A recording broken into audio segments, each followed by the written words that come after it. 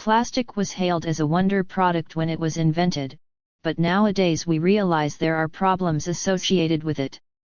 Probably the main problem until recent years was the lack of awareness about the threats it posed to our planet, threats which were unexplored because of plastic's low cost, convenience, and durability. Furthermore, there was a lack of knowledge of just how many products would be made of plastic. Who would have thought that chewing gum, paper clips, light bulbs, and some so-called paper cups contained plastic? Because most plastic is durable, it disappears, or degrades, very slowly, as its chemical ingredients make it resistant to many natural processes of degradation. In the sea, for example, a plastic cup takes 50 years to degrade, and a disposable nappy takes 450, while a plastic fishing line takes an amazing 600 years to degrade. Plastic is very difficult to get rid of.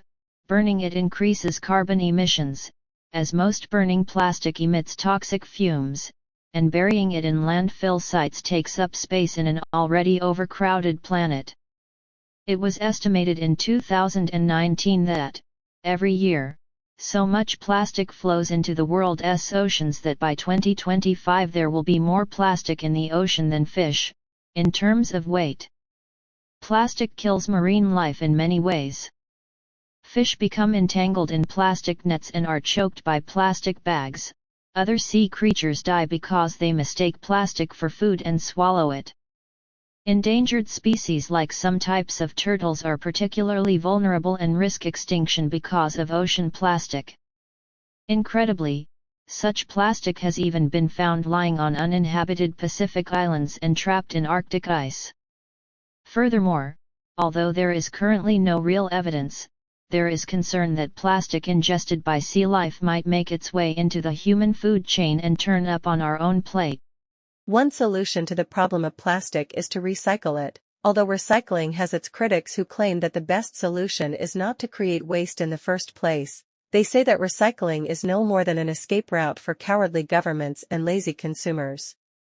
Increasingly, various types of companies are tackling the problem by not using plastic packaging. More and more supermarkets use paper wrappers for food products, and one large multinational technology firm has switched from plastic to paper packaging of its smartphones and tablets. Stores in some countries, for example Germany and the United Kingdom, charge customers for plastic bags, with the money raised being donated to charity.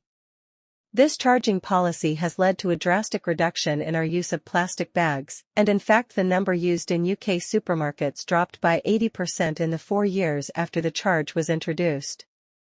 Some manufacturing firms are switching from making their products entirely from plastic to using a combination of plastic and other sustainable materials, or avoiding plastic altogether. International environmental agencies, for example Greenpeace, target businesses with a poor record in plastic use, and call on governments to act. In turn, some governments, such as those of Canada, the UK, and Taiwan, have implemented laws to reduce plastic by, for example, prohibiting the use of microbads, which are tiny manufactured plastic particles used in personal care products such as shower gels, skin creams and lotions. A single shower can wash 100,000 microbads down the drain, and these find their way into our oceans. Because it attracts so many tourists, Indonesia, which is a beautiful country, has successfully introduced a tourist tax. The money raised is used to clean up litter, much of it plastic. The battle against plastic is also being fought by individual people, who consciously reduce the amount of plastic coming into their homes. This might be through using soap instead of shower gels in plastic bottles, or bamboo toothbrushes instead of plastic ones, carrying reusable cloth bags to the shops, or posting their views on social media platforms. In some parts of the world, voluntary groups have sprung up. Their aim is to remove plastic and other rubbish which is littering beaches and countryside. Although they achieve little from a global perspective, they make some small impact and, perhaps more importantly, draw attention to the environmental dangers posed by plastic.